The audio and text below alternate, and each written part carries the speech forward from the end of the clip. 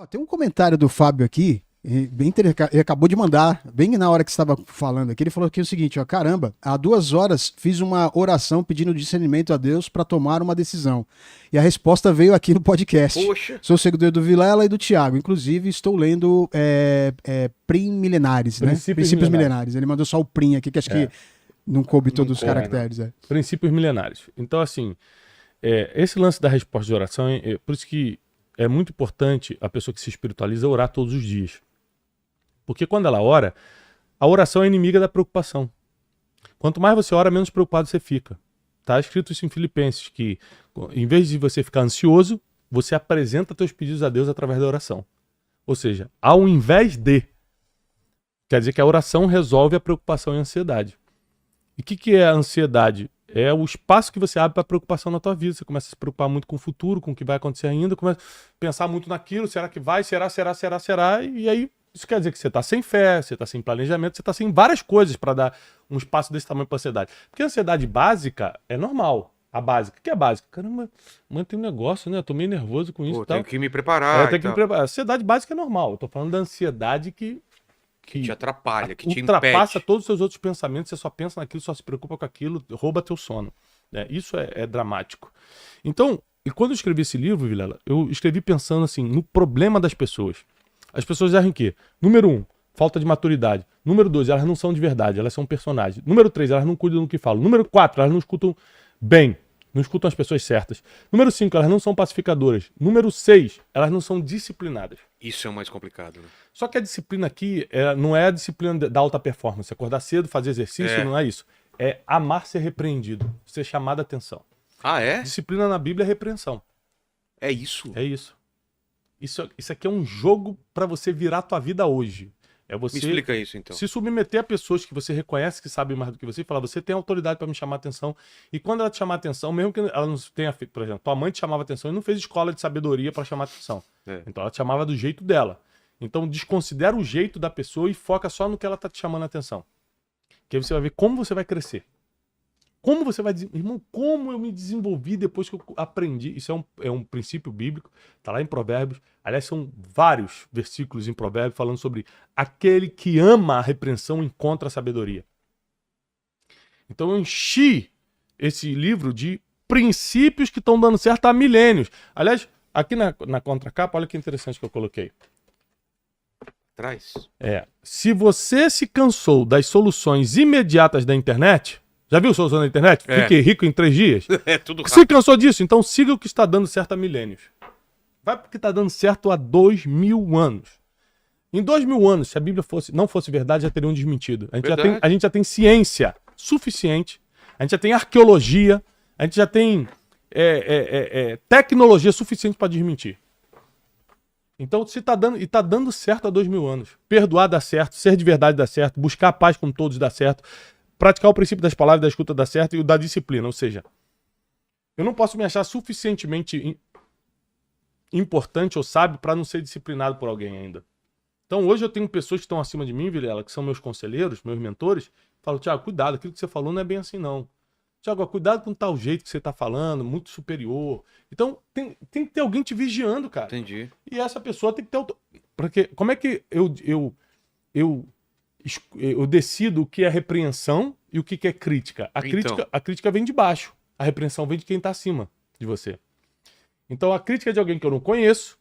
De baixo que eu estou falando não é de menosprezando as pessoas. É de pessoas que eu não conheço. Pessoas que estão aqui só gritando. Eu nem sei com quem eu estou respondendo. O cara está na internet lá e me critica e tal. A repreensão está vindo de alguém que eu coloquei acima de mim. Você tem autoridade para me chamar a atenção. Hoje eu tenho 3, 4 pessoas que têm essa autoridade na minha vida, além do meu pai. Né? Minha mãe já se foi, mas o meu pai e constantemente ele me chama a atenção. Esse dia ele foi lá em casa e falou, Thiago, acho que você está orando muito pouco com as crianças. Eu falei, pai, eu vou ver isso. Não, tem que ver logo. Eu tenho que orar todo dia mesmo com ele. Eu falei, não, mas pai, eu estou orando todo dia aqui. O senhor não vê, não tem que orar mais. Eu anotei. A maioria das repreensões você não gosta, porque é muito chato ser chamado a atenção, só que é o único caminho para você crescer 10 vezes mais rápido. 10 vezes mais rápido quando você é chamado a atenção. Então, hoje eu resolvo muitas das minhas crises emocionais, existenciais, o que for, através de repreensão. De base de repreensão, cara, você rapidamente vai se ajeitando. E eu coloquei isso como um princípio, provo que é um princípio, coloco toda a base aí no livro. Generosidade também é difícil, né? Generosidade. Não é uma coisa que a pessoa tem ou não tem? Não. É uma coisa inata da pessoa? Não, é aprendido. É? É. Porque, por exemplo, a maioria das pessoas que não são generosas é que elas usam experiências do passado pra justificar o que não fazem no presente. Foi muito magoado, pisaram em mim. Eu dei o dinheiro lá pro mendigo e era pra comprar cachaça. Amei muito a minha ex-namorada, ela só pisou na bola. Só pisou na bola. Eu dei dinheiro pra igreja e o pastor trocou de carro. Tá entendendo? Ou seja, ele pega um fato da vida dele e usa essa desculpa pra nunca mais ser generoso. Só que a generosidade abre as portas, escancara as portas da prosperidade. E tem uma frase nesse capítulo que eu boto o seguinte: as pessoas não vão se lembrar do tamanho da sua conta bancária, mas do tamanho da sua generosidade. Quanto tem no banco, você não vai nem saber. Mas os presentes que eu te dou, as portas que eu abro pra você, as pessoas que eu te apresento, quando eu te coloco numa fita boa, cara, você sempre vai lembrar de mim. Eu não preciso de gratidão pra ter generosidade. Eu não preciso que gere gratidão em outra pessoa. A generosidade é acima disso. Porque tem pessoas que não são gratas. Você ajuda. A generosidade eu faço por mim, não faço pela outra pessoa. Eu faço pra cumprir um princípio e não pra outra pessoa. Não pra esperar que ela se Não, sinta até grata. porque se eu espero algo em troca já não é generosidade, é negócio. É, Eu tô fazendo esperando que você me recompense. É um negócio. Não é errado também, mas não é generosidade. entendi. O princípio da generosidade eu vou fazer sem esperar nada em troca. Ah, eu vou ajudar o mendigo aqui porque um dia ele vai se levantar e vai poder me pagar de volta? Não faz sentido. Não faz sentido. Eu ajudo porque eu tenho esse princípio dentro de mim, eu sou generoso. Deus me deu, eu quero repartir. Eu preciso ser generoso. Eu pratico isso até porque eu ensino meus filhos através do exemplo, Vilela. Os filhos só aprendem vendo. Os filhos não aprendem muito com você falando, é vendo você fazer. Então eu ensino muito meus filhos generosidade fazendo. A gente ajuda hospitais, ajuda orfanatos, a gente constrói escolas para crianças. Teve um dos meus livros que eu dei todos os direitos autorais para construir uma escola. A gente construiu uma escola para 1.400 crianças na Angola. E eu levei minha esposa e todos os meus filhos foram comigo lá inaugurar a escola. 1.400 crianças. Ver o resultado. Para eles verem para onde vai o dinheiro que o pai dele ganha. Para onde a gente ajuda. Além da gente viver bem, graças a Deus, a gente ajuda muita gente. Então, mas eu não faço isso esperando. Essas crianças vão crescer e vão fazer um quadro meu. Uma estátua. Uma estátua. Eu não tô esperando nada. Eles nem sabem mais quem sou eu, a princípio. Provavelmente eu nem lembro mais de mim. Mas eu fiz por um princípio, é o princípio da generosidade. E engraçado, né? Quanto mais generoso eu sou, mais eu tenho. Será que é coincidência? Todo mundo que é generoso prospera? Todo mundo que é generoso prospera. Então eu coloquei como um princípio, eu provo que é um princípio milenar, porque esse livro é cheio de dados científicos também, mostrando, ó, se fizer isso, não tem jeito, é que as estatísticas mostram que você vai prosperar. A generosidade é o princípio que escancara as portas da prosperidade. Mas já que eu toquei nesse assunto, e em relação à gratidão, e pessoas que não são gratas? Gratidão é o próximo princípio, da honra. Ah, tem a ver com honra? É, porque gratidão é o primeiro degrau da escada da honra. Eu nunca vou honrar, o que é honrar? Reconhecimento. Ponto. Honra é reconhecimento. Honra teu pai e tua mãe. Honra teu pai e tua mãe. Não é dar dinheiro, não é amar. Não tá falando ama teu pai e tua mãe. Honra é reconhece que ele é teu pai e que é tua mãe. Então, eu conto uma história, né, que uma vez eu tava fechando o maior negócio da minha vida até hoje, financeiramente falando, e aí estava numa reunião com os advogados, todo mundo de terno e gravata, era um processo de M&A, eu tava vendendo uma parte de uma empresa minha, e o meu telefone tocou, era minha mãe. E aí o meu advogado fez assim, tipo, não atende não, porque tava muita tensão na reunião, a gente tava discutindo números. Só que era minha mãe, irmão. Aí eu não dá pra fingir que... Você viu o vídeo agora? Eu acho que é de um jogador de basquete. No meio, numa um monte de jornalista e tal. Ele falou, putz, é minha mãe. Tá bom, mãe. Tá bom. Isso aqui é muito bom. E foi mais ou menos isso que aconteceu que comigo. Legal, porque cara. quando eu atendi, a minha mãe falou assim, Thiago, tu não acredita, tô aqui no Carrefour e a salsicha tá caríssima. O preço dessa salsicha, eu falei, mãe, que absurdo, vai em outro mercado então.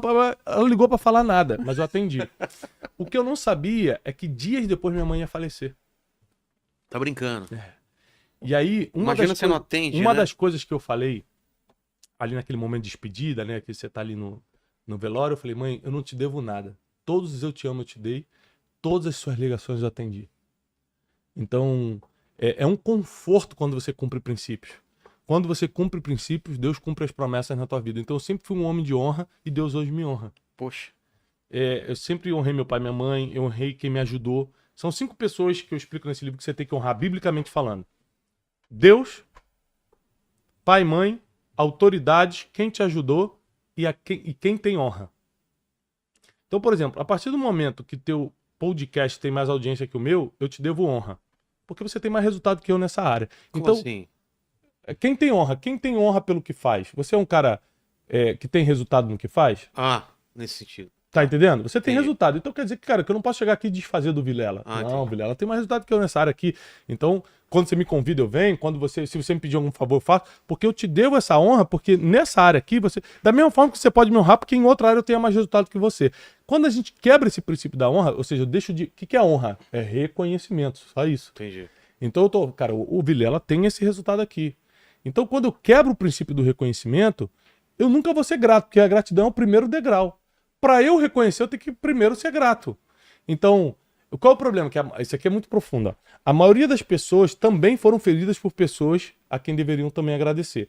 Ou seja, a pessoa te ajudou por muito tempo, mas ela também te feriu. Tá. Então você prefere desconsiderar os 10 anos que ela te ajudou.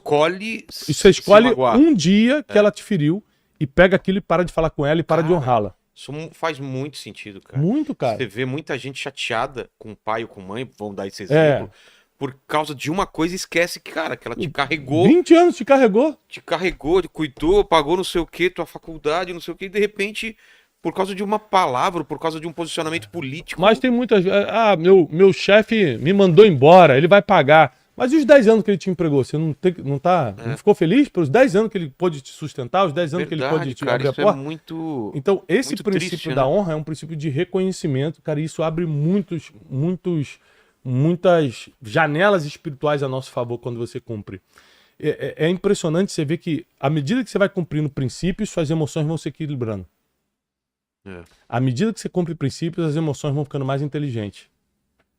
É um processo, cara. Assim, eu vou honrando, vou falando a verdade, eu vou sendo mais maduro. E emoções inteligentes parece que são paradoxal. Parece que é uma coisa paradoxal. Emoção e inteligência parece que são coisas contrárias, né? Ou você usa emoção, ou você é inteligência. Usam as duas coisas juntas, não, né? É possível você usar a inteligência para guiar as emoções. Suas emoções, elas são guiáveis, né? Então, se você usa a sua inteligência para infração de segundos, eu tô sentindo isso aqui, reconhece. Mas se eu fizer isso aqui, vai me gerar esse resultado negativo, então é melhor eu pegar essa emoção, reduzir para cá e fazer assim. Uma briga de trânsito, por exemplo. Eu já entendi, infração de segundo eu calculo. Se eu botar a cabeça para fora e xingar, o cara vai... Não, o cara pode estar armado. O cara pode estar armado, pode acabar numa delegacia. Eu não tenho esse dia para perder. Eu não tenho... meu tempo hoje é tão precioso que eu não tenho um dia pra perder na delegacia numa discussão de trânsito. Exato. Não posso. Então tá bom, xinga aí. Xingou minha mãe, tá bom. Segue tua vida. Não vai mudar nada, né? Eu não vou entrar numa guerra que não é minha. Essa guerra é dele, não é minha.